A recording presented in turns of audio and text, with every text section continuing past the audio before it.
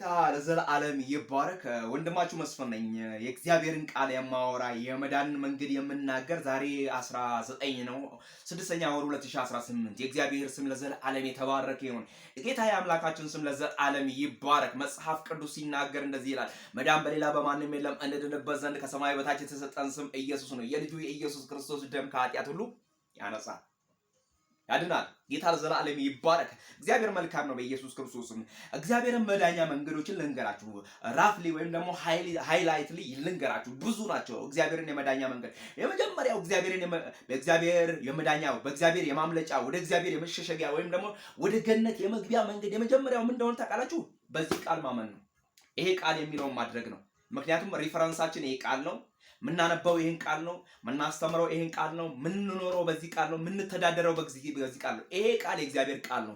ይሄ በዚህ ቃል ሰማይና ምድር ጸንተዋል። በዚህ ቃል የሌለው ወደ መኖር መጥቷል። በዚህ ቃል የሞተው ድኗል። በዚህ ቃል የታመመው ተፈውሷል። በዚህ ቃል ተስፋ የቆረጠች ነፍስ ተስፋዋ ለምልሟል። በዚህ ቃል መካኒቷ ወልዳለች። በዚህ ቃል በእግዚአብሔር ቃል ብዙ ተአምር ብዙ ድንቅ ሆኗል። ስለዚህ መጽሐፍ ቅዱስ የሚናገረው የእግዚአብሔርን ቃል እንድንከተል በእግዚአብሔር ቃል እንድናምንና በእግዚአብሔር ቃል እንድንኖር በእግዚአብሔር ቃል እንድንተዳደር ነው። ሌላ ሁሉ ወደ ገነት የሚያገባ መንገድ አይደለም። ወይም ደግሞ ሌላ ሁሉ የመጽደቂያ መንገድ አይደለም።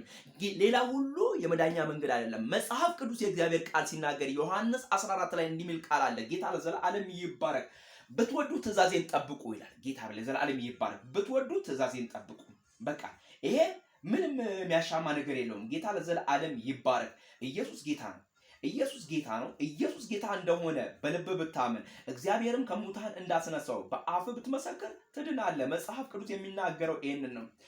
የእግዚአብሔር ቃል በመጀመሪያ ይሄንን ከተናገረ የእግዚአብሔርን ቃል ነው ማድረግ ያለብን። የእግዚአብሔር ቃል የሚለን ነገር ነው እኛ መሆን ያለብን። ጌታ ለዘላለም ይባረክ። በኢየሱስ ክርስቶስ ትእዛዜን ጠብቁ ይላል። በእኔ እመኑ ይላል። ጌታ ለዘላለም ይባረክ።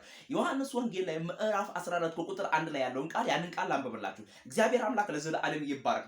ልባችሁ አይታወክ፣ በእግዚአብሔር እመኑ፣ በእኔም እመኑ። ደግሞ በአባቴ ቤት ብዙ መኖሪያ አለ። እንዲህስ ባይሆን ባልኋችሁ ነበር።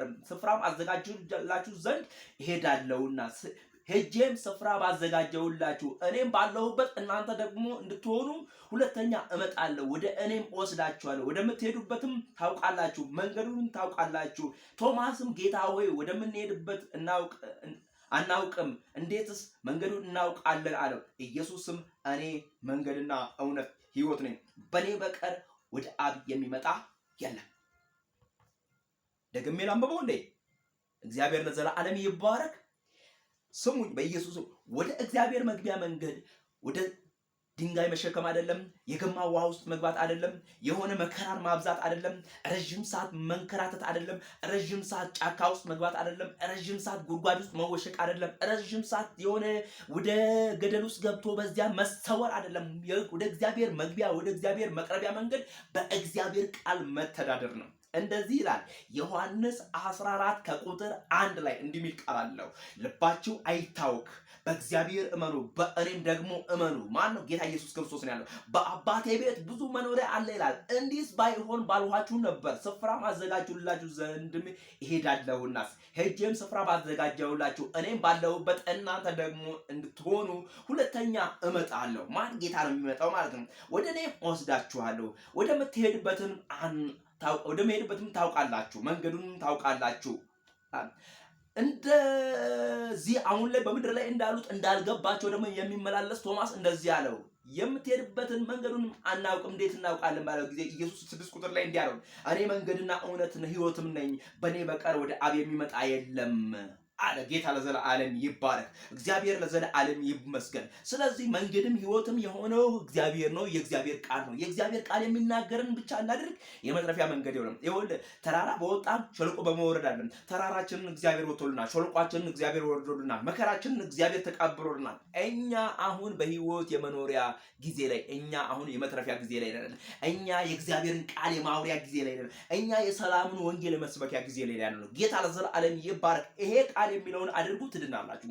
መዳን በሌላ በማንም የለም እንድንበት ዘንድ ከሰማይ በታች የተሰጠን ስም ኢየሱስ ነው። የልጁ የኢየሱስ ክርስቶስ ደም ከኃጢአት ሁሉ ያነጻል። የሚያነጻ የሞተው ይልቁንስ ከሙታን የተነሳው በአብ ቀኝ ያለው ሰውኝ እንግዲህ በኢየሱስ ክርስቶስ ሌላ ሁሉ ሞቷል። ሞት አሸንፎት ከአፈር በታች ነው ያለው። ሁሉም መቃብር ቦታ ብትሄዱ በዚህ ጊዜ ተወለደ፣ በዚህ ጊዜ አደገ፣ በዚህ ጊዜ አረዳ፣ እናት ይሆን አራባት ይሆን አረዳ፣ በዚህ ጊዜ አገዛቸው፣ ከአባታቸው ከእንትና ከእናታቸው ከእንትና ተወልደው በዚህ ቀን ተወልደው በዚህ ቀን አረፉ የሚል ነው። የናዝሬቱ ኢየሱስ ክርስቶስ ግን ሞትን ፈንቅሎ ተነስቶ በአብ ቀኝ አለ የሚል ነው። ጌታ ለዘላለም ይባረክ። መጽሐፍ ይሄንን ይናገራል። ወንጌል ይሄንን ይናገራል። ወንጌል የሚናገረውን ነገር እናድርግ። መዳን በሌላ በማንም የለም።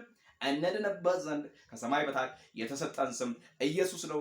የልጁ የኢየሱስ ክርስቶስ ደም ከኃጢአት ሁሉ ያነጻል። ጌታ ለዘላለም ይባረክ። ኢየሱስ ጌታ ነው። ስሙ ለዘላለም ከፍ ይበል። ሃሌሉያ